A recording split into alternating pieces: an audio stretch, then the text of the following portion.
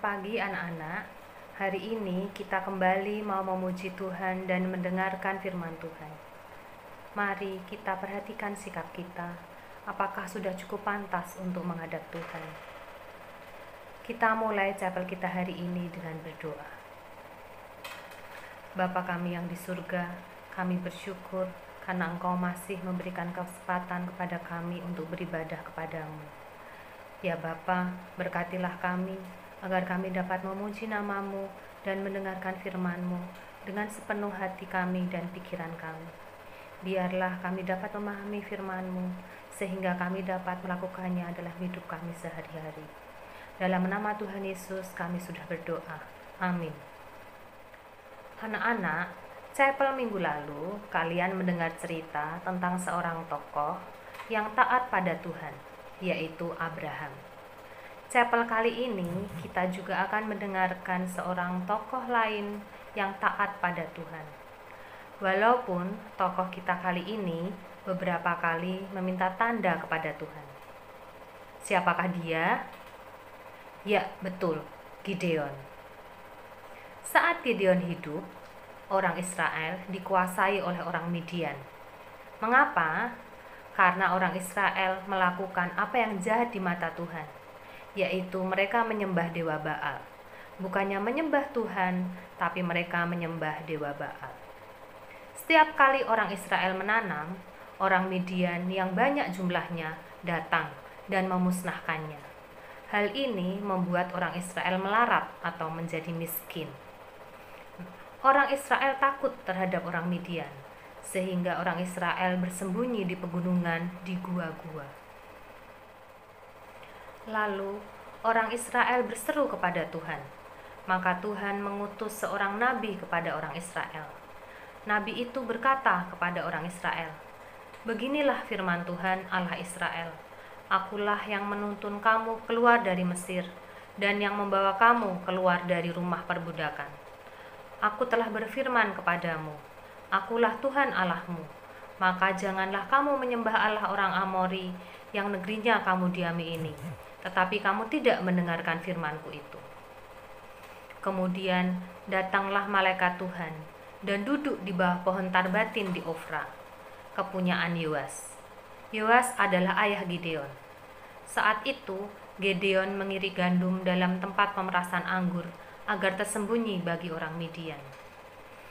Malaikat Tuhan menapakkan diri kepada Gideon dan berfirman, "Tuhan menyertai engkau, ya pahlawan yang gagah berani." Jawab Gideon, "Ah Tuanku, jika Tuhan menyertai kami, mengapa semuanya ini menimpa kami? Di manakah segala perbuatan Tuhan yang ajaib yang diceritakan oleh nenek moyang kami kepada kami? Tetapi sekarang Tuhan membuang kami dan menyerahkan kami ke dalam cengkraman orang Midian."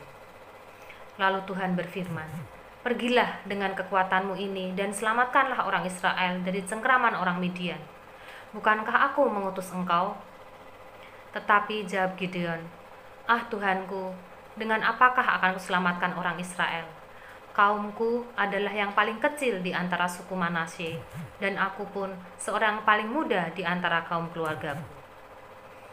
Berfirmanlah Tuhan kepada Gideon, "Tetapi akulah yang menyertai engkau, sebab itu engkau akan memukul kalah orang Midian itu sampai habis." Maka jawab Gideon, "Jika sekiranya aku mendapat kasih karunia di matamu, maka berikanlah kepadaku tanda, bahwa engkau sendirilah yang berfirman kepadaku. Janganlah kiranya pergi dari sini, sampai aku datang kepadamu, membawa persembahanku, dan meletakkannya di hadapanmu." Firman Tuhan, "Aku akan tinggal, sampai engkau kembali." Lalu Gideon mengolah seekor anak kambing dan roti yang tidak beragi dari seeva tepung. Ditaruhnya daging itu ke dalam bakul dan kuahnya ke dalam periuk. Dibawanya itu kepada malaikat Tuhan ke bawah pohon tarbatin, lalu disuguhnya. Berfirmanlah malaikat Allah, "Ambillah daging dan roti yang tidak beragi itu, letakkanlah ke atas batu ini dan curahkanlah kuahnya." Maka Gideon berbuat demikian. malaikat Tuhan mengulurkan tongkat yang ada di tangannya. Dengan ujungnya disinggungnya daging dan roti itu. Maka timbullah api dari batu itu dan memakan habis daging dan roti itu. Kemudian hilanglah malaikat Tuhan dari pandangan Gideon. Maka tahulah Gideon bahwa itulah malaikat Tuhan. Lalu Gideon berkata, "Celakalah aku, Tuhan Allahku, sebab aku telah melihat Tuhan dengan berhadapan muka." Tetapi berfirmanlah Tuhan kepada Gideon, "Selamatlah engkau, jangan takut, engkau tidak akan mati." Lalu Gideon mendirikan mezbah di sana bagi Tuhan dan menamainya, "Tuhan itu keselamatan." Pada malam itu juga Tuhan berfirman kepada Gideon, "Ambillah seekor lembu jantan kepunyaan ayahmu, yakni lembu jantan yang kedua berumur 7 tahun. Runtuhkanlah mezbah Baal kepunyaan ayahmu, dan tebanglah tiang berhala yang di dekatnya. Kemudian dirikanlah mezbah bagi Tuhan Allahmu di atas kubu pertahanan ini dengan disusun baik. Lalu ambillah lembu jantan yang kedua, dan persembahkanlah korban bakaran dengan kayu tiang berhala yang akan kau tebang itu." Kemudian Gideon membawa 10 orang hambanya, dan Gideon melakukan seperti yang difirmankan Tuhan kepadanya. Tetapi karena ia takut kepada keluarganya dan kepada orang-orang di kota itu untuk melakukannya pada siang hari, maka Gideon melakukannya pada waktu malam. Ketika orang-orang itu bangun pagi-pagi, tampak telah dirobohkan mezbah Baal itu, telah ditebang tiang berhala yang di dekatnya, dan telah dikorbankan lembu jantan yang kedua di atas mezbah yang didirikan itu. Berkatalah mereka seorang kepada yang lain, "Siapakah yang melakukan hal itu?" Setelah diperiksa, maka kata orang, "Gideon bin Yoas, dialah yang melakukan hal itu." Sesudah itu berkatalah orang-orang kota itu kepada Yoas, "Bawalah anakmu itu keluar. Dia harus mati, karena ia telah merobohkan mezbah Baal, dan karena ia telah menebang tiang berhala yang ada di dekatnya." Tetapi jawab Yoas kepada semua orang yang mengerumuninya, "Kamu mau berjuang membela Baal? Atau kamu mau menolong dia? Siapa yang berjuang membela Baal akan dihukum mati sebelum pagi. Jika Baal itu Allah, biarlah ia berjuang membela dirinya sendiri setelah mezbahnya dirobohkan orang." Dan pada hari itu diberikan orang nama Yerubbaal kepada Gideon, karena kata orang, "Biarlah Baal berjuang dengan dia setelah dirobohkannya mezbah itu." Nah anak-anak, itulah cerita tentang Gideon. Kalau kita cermati, terlihat cerita tadi, Gideon taat pada perintah Tuhan. Gideon melakukan apa yang diperintahkan Tuhan, yaitu merobohkan mezbah Baal, menebang tiang berhala, dan kemudian mempersembahkan korban bakaran. Walaupun sebelumnya Gideon meminta tanda, agar dia yakin bahwa yang berbicara kepadanya adalah Tuhan sendiri. Refleksi buat kita, apakah kita sudah taat pada perintah Tuhan? Bu Elis tidak akan membahas yang jauh-jauh, tapi yang dekat saja dengan kita, keseharian kita. Saat ini, kita sedang dihadapkan pada kenyataan bahwa kita harus belajar dari rumah secara online atau daring. Kalau bahasa pemerintah, namanya pembelajaran jarak jauh. Namanya saja jarak jauh, pasti ribet ya. Kita jadi sangat tergantung pada koneksi internet dan juga laptop atau HP. Di sisi lain, kalian pasti senang juga karena kalian boleh main laptop atau HP sepanjang hari dengan alasan untuk sekolah atau belajar atau mengerjakan tugas-tugas. Beneran belajar, beneran mengerjakan tugas. Saat pembelajaran menggunakan laptop atau HP, banyak sekali godaan yang muncul. Godaan untuk melakukan hal yang lain, seperti main game, main Instagram, chat sama temen. Bukan fokus untuk belajar. Ya enggak, ngaku. "Aku join kelas kok, Bu." Iya, memang join dalam kelas. Tapi apakah sungguh-sungguh belajar? Video disuruh on. Tidak di-on-kan. Bilang saja kamera rusak. Ditanya guru, diam saja. Tidak jawab. Bilang saja mikrofon rusak. Koneksi internet jelek. Atau gak denger, Miss. Tadi lagi ke toilet. Saat guru menjelaskan, malah tulis di chat yang tidak penting. Kirim macam-macam emoji. Bahkan asik berbalas chat dengan teman. Mengubah-ubah background. Ya memang, ada anak yang sungguh-sungguh koneksi internetnya sedang jelek. Kamera atau mikrofonnya sedang rusak. Tapi jangan sampai sebenarnya baik-baik saja, tapi menggunakannya sebagai alasan. Sebenarnya dengar pertanyaan guru, tapi diam saja. Sebenarnya tahu kalau chat hanya digunakan untuk bertanya hal penting pada guru, tapi digunakan untuk main-main. Guru sudah berusaha keras melakukan segala hal agar pembelajaran tetap dapat berlangsung dengan baik, agar murid-murid tetap dapat belajar, dapat memperoleh ilmu walaupun belajar secara online.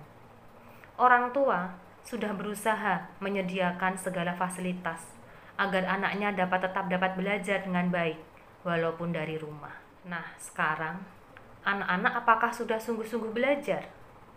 Apakah anak-anak mau taat pada guru sehingga dapat sungguh-sungguh fokus belajar, bukan melakukan hal yang lain-lain yang hanya untuk kesenangan diri sendiri? Apakah anak-anak mau taat pada orang tua dengan menggunakan fasilitas yang disediakan hanya untuk belajar? Kalau kita bisa taat pada orang tua, taat pada guru, kita juga bisa taat pada Tuhan. Sementara kalau kita tidak bisa taat pada guru, pada orang tua, kita juga tidak bisa taat pada Tuhan. Kalau kita hubungkan dengan tema sekolah kita tahun ini, merindukan Tuhan. Orang yang merindukan Tuhan itu, orang yang ingin selalu dekat dengan Tuhan, dan orang yang berusaha taat pada Tuhan, tunduk pada perintah-perintah Tuhan. Untuk itu, kita mulai dengan taat pada orang tua, taat pada guru. Amin. Tuhan memberkati. Mari kita akhiri chapel kita dengan berdoa.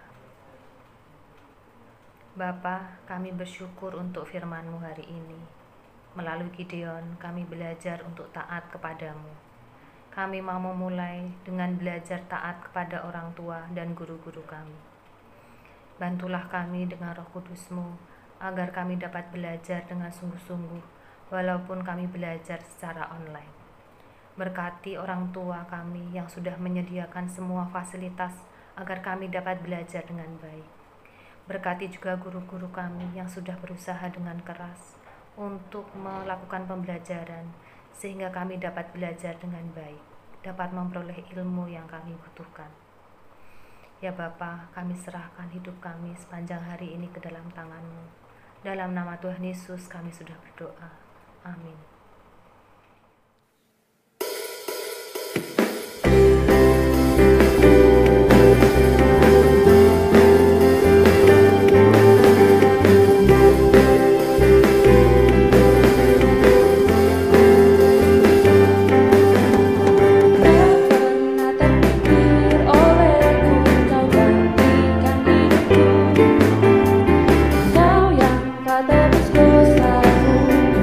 Berikan